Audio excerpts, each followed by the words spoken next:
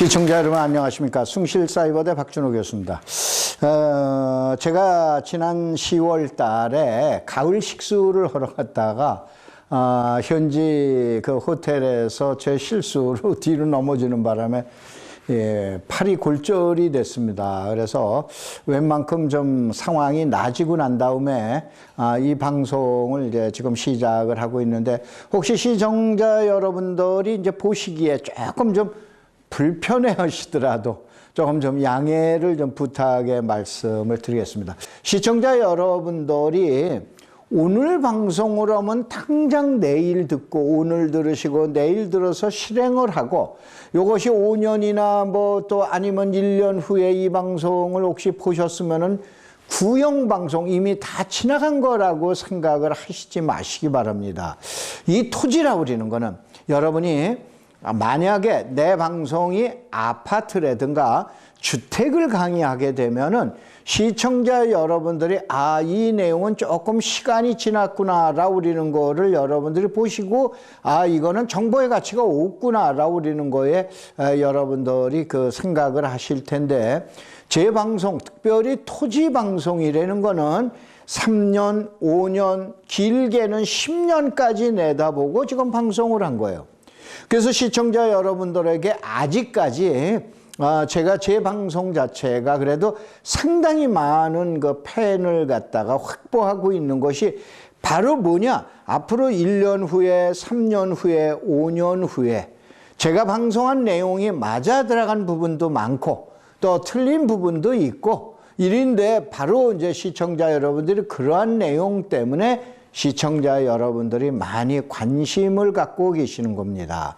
그래서 이 시간에는 그동안에 이제 이렇게 지역 분석을 이제 쭉 해오고 또 테마별로 여러분에게 강의를 해드렸는데, 이 시간에는 이제 앞으로 막 시작을 해야 될 철도라든가, 뭐 여러분 잘 아시는 서해선 철도라든가, 또 아니면 고속도로가 있죠. 제2 서해안 고속도로, 또 서울서부터 문산까지 가는 고속도로, 또 그 다음에 요번에 이제 또 발표된 것이 천안에서 당진까지 가는 고속도로입니다.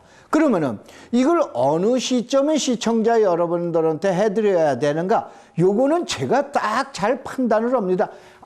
지금쯤 시청자 여러분에게 가르쳐 드리면은 시청자 여러분들이 상당히 여러분들이 재테크 하시는데 커다란 도움이 되시겠구나 라고 생각을 해서 제가 그걸 시점을 조정을 하는데, 이제 요번서부터는 지난번에 잠깐 맛보기로 보여드린 것처럼 서울서부터 문산까지 가는 고속도로, 이 주제가 제가 뭐를 잡았었냐면 평당 1,000만 원짜리 땅을 잡아라. 무슨 얘기냐?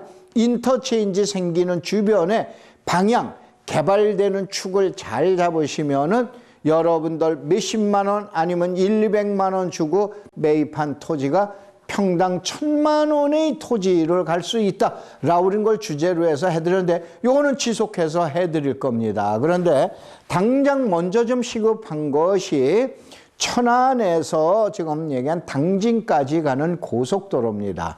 그래서 이 부분을 먼저 삽입을 해서 여러분에게, 시청자 여러분한테 가르쳐 드리고, 그 다음에 여러분들이 이제 지금 서울 문산 고속도로, 또 포항에서 삼척까지 가는 철도, 또 서해안 철도, 또 제2 서해안 고속도로, 이거 모두 인터체인지가 어디 있는가, 또 어디에서 생기고 축이 어디로 발전할 건가, 요 내용을 제 개인적인 주관을 섞어서 말씀을 드리도록 하겠습니다. 우선 제일 먼저 제가 지난 방송에서 여러분 20가지 땅값에 영향을 주는 20가지 포인트, 포커스가 뭐가 있나라고 그런 것 중에서 교통망에 따른 축의 변화라는 게 있어요. 사실은 기존에 도로교통망이 있습니다. 도로교통망이 있는데 어느 날 갑자기 오른쪽으로 철도라든가 또 고속도로가 지나가게 됩니다. 그러면 축이 어떻게 되냐? 가운데 축에서 오른쪽으로 옮겨가죠. 그런데 또 어느 날 갑자기 또 왼쪽으로 또 축이 이제 지금 얘기하는 도로 교통망이 또 개설이 됐다라 그러면 또 오른쪽으로 가던 축이 또 왼쪽으로 또 옮겨가게 되죠. 그래서 여러분 잘 아시는 기존에 있었던 도로망보다는 기존 이외에 있었던 새로운 특정한 지역이 결국은 우리가 저평가된 지역이라고 볼 수 있는 이 지역들의 가격들이 어느 날 폭등을 하게 되죠. 그래서 졸지에 보통 얘기하시는 대박, 또 보통 얘기하시는 졸부들이 많이 탄생되는 것이 바로 도로교통망에 의한 교통망에 따른 추계의 변화가 되는 거예요. 그래서 이 시간에는 여러분 그러한 내용 가지고 설명을 드리는데, 첫째, 우선은 땅값에 영향을 주는 가장 큰 변수 중에 하나입니다. 자, 도시계획이라든가 정부의 개발 정책이라든가 또 아니면은 도로교통망의 축은 보통 땅가격에 영향을 주는 3대 축이라고 합니다. 가장 중요한 3대 축 중에 하나죠. 이건 뭐냐면 기존에 개발하던 축을 갖다가 어느 날 변경을 시킵니다. 자, 시청자 여러분들 이렇게 이제 보셔야 돼요. 많은 부분을 갖다가 여러분이 알 수 있는데, 여러분 동해안에 가면은 7번 국도가 있죠. 자, 7번 국도는 이제 고성에서 간성에서부터 출발을 해서 저 밑에 내려가면 부산까지 가는 겁니다. 동해안의 풍광을 보고 가는 고속도로예요. 도로입니다. 그런데 혹시 시청자 여러분, 옛날에 동해안, 지금 동해 고속도로가 생기기 전엔 다 7번으로 다녔어요. 그런데 최근에 혹시 여러분 강릉 가보신 분, 강릉에서 동해, 이제 뭐 삼척까지는 지금 아닙니다. 강릉에서 동해 가는 고속도로, 또 아니면 여러분이 강릉에서 저 위에 가서 양양 쪽으로 가든가 이러한데 7번 국도, 옛날 7번 국도 가보신 분 계세요? 가면 어떻게 됐습니까? 30분을 기다려도 차 한두 대뿐이 안 지나갑니다. 어디로 다닌다? 고속도로로 다니는 거예요. 그러면 7번 국도 옆에 있었던 땅들은 어떻게 합니까? 가보시면은 요즘 뭐 사양산업의 일종이기도 하지만은 주유소라든가 이런 것들이 경매 나왔는데도 경매 낙찰이 안 됩니다. 그러니까 어떻게 됩니까?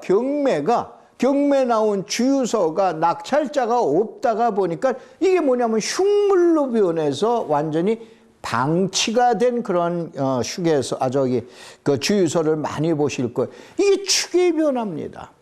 그래서 어느 날 갑자기 어디에 도로가 생기게 되면은 기존에 다니던 축을 갖다가 변화시킨다 이거예요. 어차피 사람들이 다른 길로, 빠른 길로 가게 돼요. 그래서 이 도로를 분석을 할 때는 시청자 여러분들이 유념을 하실 거는, 아, 여기 인터체인지 생기는구나, 이것만 전문으로 하시지 마시고 기존에 있는 도로가 어떻게 축이 바뀌고 어떻게 축이 변화가 되는가, 이거에 대해서 여러분이 상당히 관심을 가져주셔야 됩니다. 그 다음에 마지막으로 뭐냐? 땅값, 새로운 질서가 탄생되는 거예요. 그냥 보통 우리가 얘기한 대로 버려진 땅, 관심도 안 뒀던 땅, 이러한 땅값들이 어느 날 폭등을 하게 되죠. 폭등까지는 나오진 않지만 보통 저는 20배까지, 10배, 20배, 이거 한 몇 년 사이에 올라가는 걸 너무 많이 봤어요. 이게 바로 땅값의 새로운 질서의 탄생이다라고 보시면 되세요. 자, 그다음에 바로 뭐냐면은 저러한 지역에서는 토지 수용에 따른 대토와 땅값이 있어요. 예를 들어서 1,000억이 풀린다, 1조가 풀린다, 얼마가 풀린다, 그러면 그 주변에 미치는 영향들이 상당히 큽니다. 그래서 보통 얼마 전에 뉴스를 봤더니 뭐 전문가가 나와서 토지 수용 금액의 50%, 예를 들어서 1,000억 같으면은 500억 정도가 다시 부동산으로 간다라고 하는데, 제 경험에 그거는 저는 상당히 그건 회의적인 시각을 갖고 있습니다. 바로 뭐냐면은 보편적으로 토지 가격의, 보상 가격의 30% 정도가 다시 어디로 가느냐? 토지나 인근 부동산으로 재투자가 됩니다. 왜 그러냐? 보편적으로 토지를 갖고 계신 분들이 은행에 저당이 들어가 있는 거, 그 다음에 이참에 내가 노후를 위해서 써야 되는 거, 또 이 다음에 이참에 또 어떻게 하면 자제분이나 누구에게 또 돈을 갖다가 현금을 줘야 되는 경우가 있기 때문에 50%라고 그러는 거는 이거는 절대 아닙니다. 있을 수가 없습니다. 보편적으로 30% 선 정도가 주변 지역으로 옮겨간다라고 보시면 되세요. 왜냐하면 정확한 통계는 없습니다만은 그동안에 제가 누누이 많은 경험을 해봐보고는 약 30%에서 40% 선 정도까지는 주변 땅으로 가게 돼요. 근데 특이한 게 있어요. 어떻게 되냐? 내가 만약에 보상을 10억을 받았다. 10억을 받아서 10억을 다시 이제 부동산으로 들어간다라고 해놨을 때는 예를 들어서 10억을 받았다라고 그러면 3억에서 4억만 다시 뭐냐? 부동산으로 가는 거예요. 그럼 3, 4억 가지고 자, 상가로 갈까? 아니면 땅으로 갈까요? 그러면 사람의 심리가 아주 특이합니다. 땅으로 가면은 금액으로 안 가요. 내가 10억을 이번에 보상받았지? 그러면 10억짜리를 생각하는 게 아니고 내가 이번에 1000평이 수용을 당했지? 근데 금액은 10억이다. 그러면 어떻게 되나? 보상 심리가 있어서 땅값이 좀 싼 지역에 가서 1000평을 잡습니다. 그런 마음의 위안을 가져요. 내가 3억 주고 샀지만은 1000평은 지금 얘기한 수용된 면적하고 똑같아 라고 그리는 그러한 생각을 갖고, 그래서 땅은 조금 더 낮은 지대로 가요. 토지 보상금이. 그 다음에 토지 보상금이 상가로 갈 때는 우리 동네는 절대라는 말은 함부로 할 수가 없죠. 되도록이면 안 해. 왜냐? 너무 잘 알아. 그러니까 내가 모르는 큰 동네로 가요. 예를 들어서 아산에 예를 음봉이나 이런 데에서 만약에 수용을 갖다 해서 돈을 보상을 받았다. 아산시 읍내로 가든가, 또 아니면 천안으로 가든가, 아니면 평택으로 가든가, 여기 가서 수익용 부동산을 삽니다. 땅을 사는 것보다는 수익용 부동산을 위로 가. 그런데 토지의 경우에는 아래로 가요. 이러한 특이한 점을 여러분이 잘 보셔라. 그래서 예를 들어서 자, 이번에 아산이라고 우리는 지역에 천안 아산까지 당진까지 가는 고속도로에서 천안 아산 지역을 보면은 보상을 받았다. 그러면 상가의 경우에는 연접된 천안이라든가, 또 아니면 읍내로 가든가, 아니면 땅에 대해서는 온양 시내에 저가로 돼 있는 지역을 땅으로 가게 된다. 이러한 내용으로 시청자 여러분들이 잘 봐놓으시면 됩니다. 자, 그러면은 우선은 제일 먼저 전문가도 잘 모르는 이제 추계 이동에 대한 땅값의 변화인데, 제일 대표로 이제 그 옆 지역인 평택을 한번 보면은 80년대 보면은 평택항의 개발, 포승의 개발이 상당히 크죠. 그런데 이렇게 되면은 지가가 나온 그 옆에 안중보다는 청북 쪽이라든가 이러한 쪽, 원래 평택 지역 중에서 가장 땅값이 쌌었던 지역이 지금 얘기하는 그 청북면이었습니다.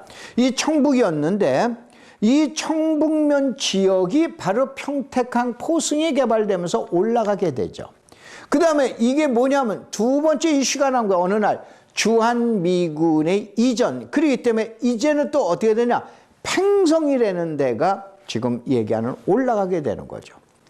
팽성이 올라가면서 남동 쪽의 평택에 대한 추계의 그 변화가 일어나죠. 그런데 이번 세 번째는 뭐냐면은 삼성이 들어가는 고덕 신도시가 들어간다니까 이제는 고덕 중심으로 가요. 그래서 시청자 여러분들이 만약에 투자자다, 내가 중개업자다 그러면은 내가 고덕을 소개해 주거나 중개해 주면은 당연히 이걸로 하는데, 팽성 가실래요? 포승 가실래요? 그러면은 절레절레 손사래를 칠 거다 이런 얘기예요. 이게 바로 추계의 변화예요. 이게 이슈의 변화예요. 그래서 지역을 분석을 할 때는 아파트하고는 다릅니다.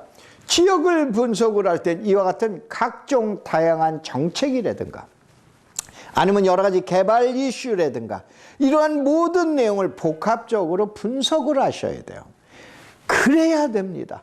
그래서 땅이 어려운 거예요. 주택의 경우, 물론 이제 주택 전문가분들이 얘기하실 땐 뭐라고 그러실런지 모르지만 분명한 거는 주택 시장 보는 거와 토지 시장 보는 거는 하늘과 땅이에요. 방향이 다른 거예요.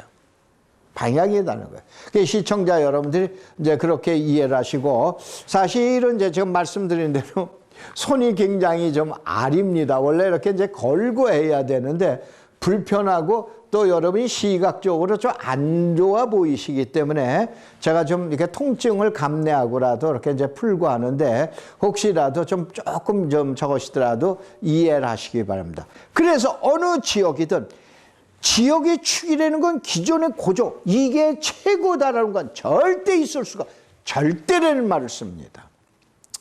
특별히 이제 예를 들어서 여러분 평당 1천만 원에 도전하라 우리는 서울 문산 고속도로는 제가 고향이 파주기 때문에 제 어렸을 때서부터 본 지역의 축이에요. 그걸 낱낱이 설명을 해드릴게요. 이게 학습 효과예요. 그렇죠. 그래서 여러분들이 그 이후에 일어날 일을 학습 효과에 의해서 추적 분석을 하셔야 되죠. 그래서 이것처럼 시청자 여러분들이 이 시간에 좀 관심을 가지시면서 내가 강의한 내용을 자세하게 세세하게 차근차근 설명을 드릴 테니 요거 유사한 유사한 데 가면은 여러분 나름대로 그 내용을 갖다가 대입을 해 주시면 되세요. 알으셨죠? 그래서 이제 보시기 바랍니다. 자, 축의 이동 봐보면은 제일 먼저 대한민국에서 인구 30만 도시에 고속도로가 없다라고 우리는 지역은 아마 제가 알기는 아산시 하나뿐인 거로 알고 있습니다. 아산시 인구가 지난 6월 말 현재 아마 29만 얼마 30만이고 그 다음에 그 옆에 있는 천안 인구는 60만 명입니다. 두 군데 합치면은 아산과 천안을 합치면은 약 100만 명이라는 거대 도시 거점이에요. 그런데 아산시에는 섭섭하게도 고속도로가 없는 거로 제가 알고 있어요. 그래서 여러분 보통 아산시 가려면 어떻게 했습니까? 천안까지 가서 천안에서 21번 도로를 타고 그 다음에 탕정을 지나가지고 여러분들 아산 시내로 그 유명한 옛날에 모산이라고 아시죠? 모산을 갔다가 지금 이제 거의 배방이라고 요즘은 이제 이름 바꿨는데 여기를 지나서 여러분이 아산을 갔어요. 아닌 경우 내비를 갖다 꺾으면은 어디로 나옵니까? 평택으로 가서 평택에서 그 유명한 45번 도로를 타고 어디를 갑니까? 온양시를 갔었죠.